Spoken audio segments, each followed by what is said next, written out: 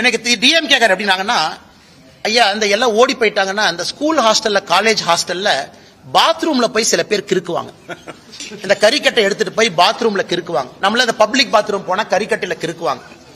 இன்னைக்கு அந்த மாதிரி கிறுக்கக்கூடிய கட்சியாக திமுக மாறி இருக்கு. போஸ்டர் ஒட்டுறானுங்க, ஏமா ஒட்டுறானே தெரியாது.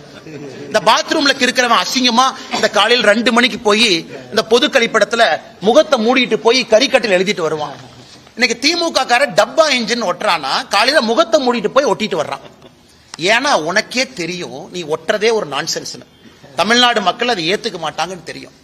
அதனால இவங்க சும்மா போய் போஸ்ட் ஒட்டுட்டோம். நேத்து பார்த்தேன் சென்னையில இந்த பட்ஜெட்ல தமிழ்நாட்டுக்கு அல்வா கொடுத்துட்டாங்கன்னு. ஒரு அல்வா வாங்கி கொடுத்தது எப்படி இருந்துச்சுன்னா, டிஎம்கே ஆட்சி 5 வருஷம் முடிஞ்சு தமிழ்நாட்டு மக்களுக்கு அல்வா கொடுத்ததாகத்தான் நான் பார்த்தேன். சென்னை முழுவதுமே ஒரு கையில் ஒரு போஸ்டர் வச்சுக்கிட்டு அல்வாவை கொண்டே வீடு வீடா கொடுத்துக்கிட்டு இருந்தாங்க. அதனால முதலமைச்சர் அவர்கள் கஷ்டப்பட்டாரு, அப்படி இப்படின்னு பண்ணார். ஆனா ஒண்ணுமே கிரவுண்ட் லெவல்ல ரிஃப்ளெக்ட் ஆகல.